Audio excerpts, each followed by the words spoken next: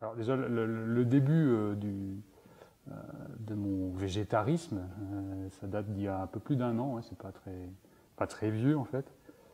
Et en venant, je me posais la question, qu'est-ce que je vais dire comme explication? En fait, j'en ai pas trop. C'est simplement, enfin si j'en ai une, mais je pense que j'ai fait ça par intuition.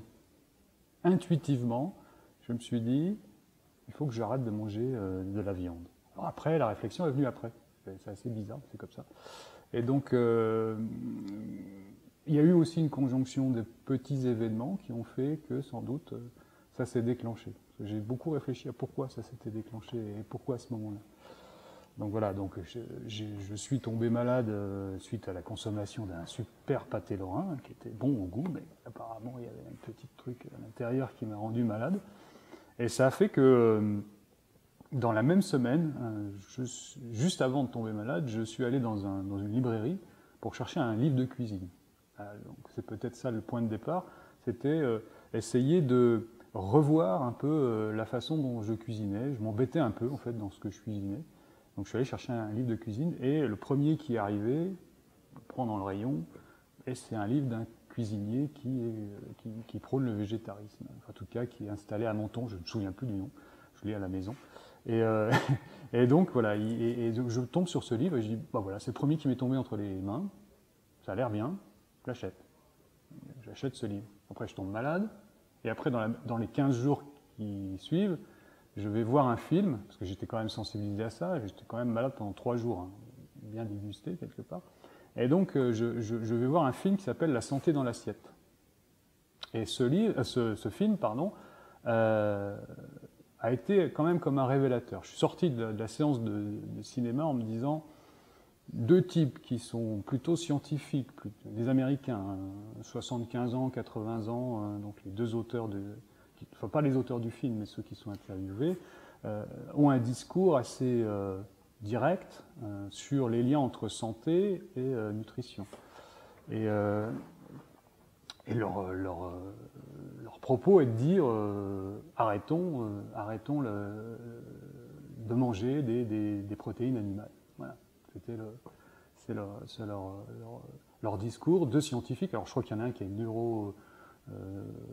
neuropsychiatre, ou en tout cas il y en a un autre qui est chirurgien, fils d'éleveur aussi, ça c'était important, ça m'a parlé. Fils d'éleveur bovin aux États-Unis, et qui sont revenus justement sur l'alimentation après moult études en Chine, ailleurs, au Danemark. Voilà.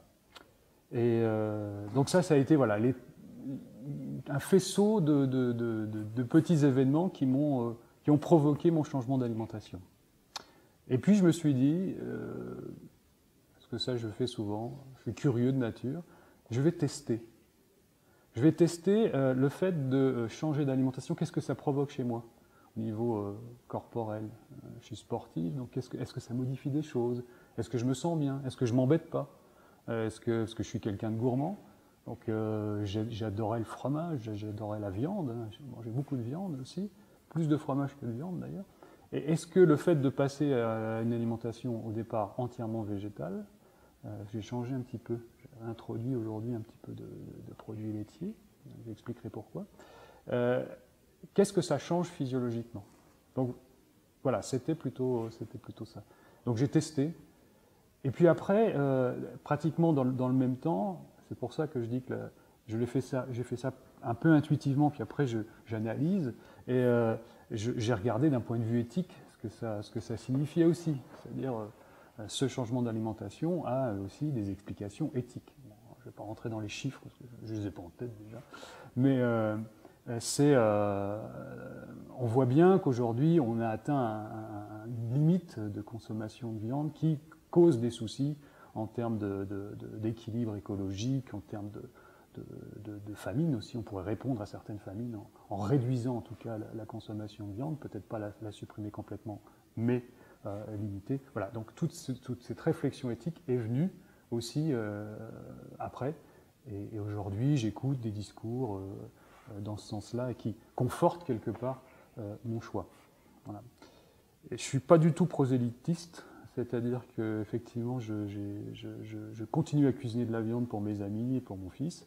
Je je pense que c'est plutôt une démarche personnelle et que chacun est libre de manger ce qu'il veut. Et en fait, c'est un peu. J'ai entendu cette phrase il n'y a pas très longtemps, on est ce qu'on mange. Donc laissons les personnes décider de ce qu'elles sont, donc de ce qu'elles mangent. Voilà. Je trouve que c'est plutôt une liberté à conserver.